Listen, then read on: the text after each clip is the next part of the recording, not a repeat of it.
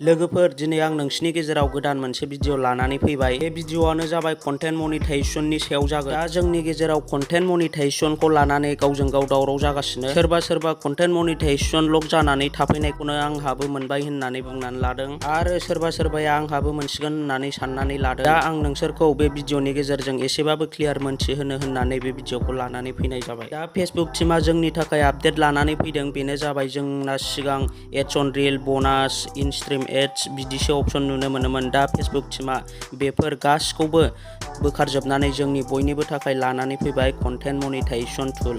जोंना सिगां समाव एड्स अन रिल, ब'नास, इन-स्ट्रिम एड बिदिसो अपशन नुनो मोनोमोन। दा फेसबुक टीमा बेफोर गासिखौबो बोखारजोबनानै जोंनि बयनिबो थाखाय लानानै फैबाय कन्टेन्ट मनिटाइजेशन टुल। जोंना सिगां समाव एड्स अन रिलनि गेजेरजों आर्निं खालामनो हायोमोन, ब'नासजों आर्निं खालामनो हायोमोन, इन-स्ट्रिम एड्स बेफोर गासिबो टुलजों जोङो आर्निं खालामनो हायोमोन। दा बेफोर गासिखौबो टुलखौ बोखारजोबनानै फेसबुक टीमा लानानै फैबाय मोनसे कन्टेन्ट मनिटाइजेशन टुल। दा जोङो बे कन्टेन्ट मनिटाइजेशन टुलजों आर्निं खालामनो हागोन।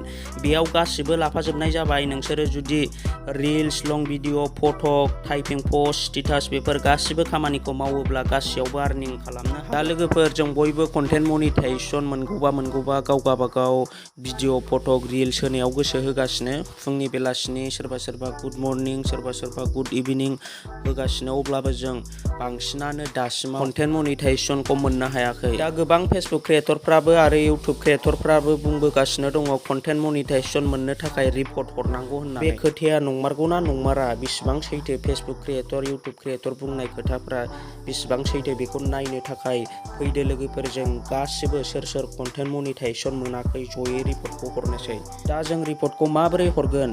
रिपर्ट हरनो थाखाय आं मबाइल स्क्रिनखौ अपेन खालामनानै आंनि फेसबुक प्रफाइलखौ अपेन खालामनानै लाबाय। दा बेनो जाहैबाय आंनि फेसबुक प्रफाइल लोगोफोर। आं दा रिपर्ट हरनो थाखाय सिगांग्रो आंनि रिल्स भिडिअआव थांना चेक खालामनोसै। दा रिपर्टखौ जानला मोनला हरलाबायबाबो जाया लोगोफोर। जोंना हिन्दी इउटुब क्रिएटरफोरा गोबां खोन्थाबोबाय थागासिनो रिपर्टखौ हरनायनि सिगां जों गावनि भिडिअखौ चेक खालामग्रोनांगौ। मानोना जों मालाबा मालायनि भिडिअखौ भिउ मोनगौबा हगारफ्लाङो। जुदि नोंथांनावबो दङब्ला बेखौ थाबैनो दाननानै लाग्रोनांगौ लोगोफोर। नङाबा जोंना रिपर्ट हरबाबो बियो जेबो खामानि होनाय नङा। बेनिखायनो नोंथाङा नोंथांनि रिल्स भिडिअआव फैनानै नोंथाङा सोरनिबा भिडिअखौ हगारनाय दङब्ला नोंथाङा बेखौ दाननानै लादो। दा आंनाबो बेयाव मोननैसो मालायनि भिडिअ हगारनाय दङ लोगोफोर। आं बेखौ दाननानै लाग्रोनोसै सिगांग्रो।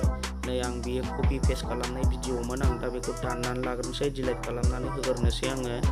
रिपर्ट हरनायनि सिगां जों बेखौ मोजाङै नायनानै लाग्रोनांगौ लोगोफोर। दा आं आंनि रिल्स भिडिअआव थांनानै चेक खालाम आं मोननैसो कपि पेस्ट खालामनाय भिडिअ दंमोन।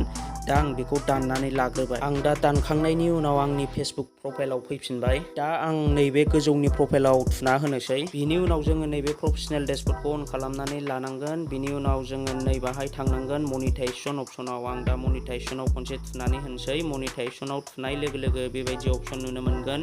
दा नै साबसक्रिपशनबो लक, कन्टेन्ट मनिटाइजेशनबो लक जानानै दं। आं दा बेखौ स्क्रिनशट लाग्रोनोसै। आं दा बेखौ स्क्रिनशट लाबाय। स्क्रिनशट लाखांनायनि उनाव जोङो बेक फैफिनदो, गावनि प्रफाइलाव फैफिनदो। लोगोफोर नोंसोरो दानालासे स्किप खालामालासे मोजाङै गोसो होनानै नाय। जानला मोनला नायोबा, दानला दुनला नायोब्ला बुजिनाय नङा। आं दा बिनि उनाव आंनि नैबे प्रफाइलाव खनसे थुनानै बेखौबो आङो खनसे स्क्रिनशट लाबावनोसै। नै आं दा बेखौबो स्क्रिनशट लाबावबाय। बिनि उनाव जोङो प्रफेसनेल डेशबर्डआव खनसे थुनानै होदो। बेखौबो जोङो नैबेखौबो स्क्रिनशट लाबावदो। दा आङो बेखौ स्क्रिनशट लाखांनायनि उनाव नैबे मनिटाइजेशन अपसनाव खनसे थुनानै होनोसै। मनिटाइजेशन अपसनाव थुनानै जोङो नैबेखौबो स्क्रिनशट लानांगोन। नोंथाङा मा टुल्स मोनखो? बिनि उनाव जोङो बेगाव फैफिनदो। बेगाव फैफिननानै जोङो दानिया नैबे गोजौनि प्रफाइलाव थुनानै होदो आं सोर आइकन होनायाव। बिनि उनाव जोङो नैबे अपसनखौ नागिरनांगोन, help and support. Help and सापर्टआव थुनाय लोगो जोङो नैबेबायदि अपसन नुनो मोनगोन। दानिया जोङो नैबे सापर्ट इनबक्सआव थुनानै जोङो बेयाव चेक खालामनांगोन नोंथांनि रिल्स भिडिअआ माबाफोर मिउजिक भिडिअ, माबाफोर कपिराइट नांनानै दङब्ला जों बेखौ दाननानै होनांगोन। जेबो कपिराइट मिउजिक भिडिअ गैयाबा बेखौ नोंथाङा स्क्रिनशट मोनसे लानांगोन बेयाव। आं दा बेखौबो स्क्रिनशट मोनसे लाबाय। बिनि उनाव जोङो दानिया नैबाहाय फैनांगोन रिपर्ट ए प्रब्लेमाव। नैबाहाय नोंथांमोना नुनो मोनदों रिपर्ट ए प्रब्लेम। दा जोङो नैबे खनसे थुनानै होनांगोन। बिनि उनाव जोङो नैबेबायदि अपसन नुनो मोनगोन। जोङो नैबे कन्टिनिउ टु रिपर्टआव खनसे थुनानै होनांगोन।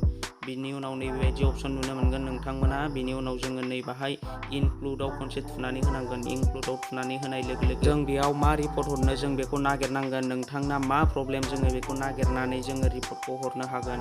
दा जोंना प्रफाइल पेज, जोंना कन्टेन्ट मनिटाइजेसन नांगौ जानायनि थाखाय जोङो नैबे प्रफाइलाव सेलेक्ट खालामदो। बिनि उनाव नोंथाङा जेसेबांनाखि स्क्रिनशट लादोंमोन सिगां बेखौ जोङो सेलेक्ट खालामनानै लादो। दा आं स्क्रिनशट लानाय, आङो सिगां स्क्रिनशट लानायखौ आङो बेयाव सेलेक्ट खालाम लानोसै। बिनि उनाव नोंथाङा मा प्रब्लेम, नोंथांनो मा नांगौ जादों, नोंथाङा नैबे डिसक्राइब इस्युआव नोंथाङा लिरनानै होदो। आं दा बेखौ लिरनानै दोनखादों लोगोफोरनो। Hello' Facebook team, please give me content monetization tool.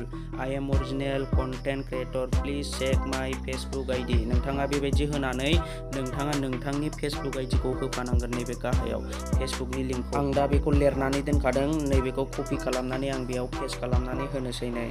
दा बेयाव जोङो बेबायदि टाइपनि लिरनांगोन लोगोफोर। आं दा बेयाव होदों लोगोफोर नै जोङो नैबेबायदि टाइपनि लिरनांगोन। Hello' Facebook team, please give me content monetization tool. I am original content creator, please check my Facebook ID. जोङो बेबायदि लिरनानै जोङो नैबे सेन्ड अपसनाव थुनानै होनांगोन। आं दा बेयाव थुना होनाय लोगो लोगो नैबेबायदि शो जाबाय पेनेलिसिं बाग रिपर्ट। दा जों बेखौ दसे सम बिदिनो दोनथ'नांगोन लोगोफोर। दा जोङो रिपर्टखौ हरबाय लोगोफोर नै। दा बेयाव थेंक्स इउर फिडबेक बेबायदि अपसन नुजाबाय जोंना। दा आङो कन्टेन्ट मनिटाइजेशननि थाखाय रिपर्टखौ हरबाय। नोंथांमोनाबो जाय हराखै हरबानो जाबाय। बेफोर रिपर्ट हरबानो नोंथांमोना कन्टेन्ट मनिटाइजेशन टुलखौ मोनथारगोन होननानै साननाङा। दा जोंना फेसबुक टीमनि बुंनाय बायदिब्ला कन्टेन्ट मनिटाइज लानो थाखाय गाव गावनि असे अरिजिनेल फेस आरो गाव गावनि असे अरिजिनेल भइसजों भिडिअ खालामनाय जानांगोन। लोगोसे नोंथाङा दैलि एक्टिभ थाबाय थानांगोन, अरिजिनेल फट' आपल'ड होबाय थानांगोन।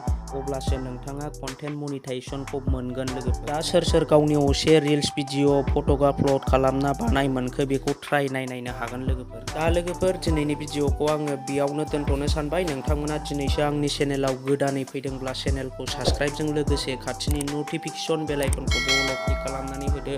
जाहाथे आं नोंथांमोननि थाखाय गोदान भिडिअ लाबोबाय थानो हायो। दिनैनि भिडिअआ बेखिनियानोसै। बाय बाय लोगोफोर।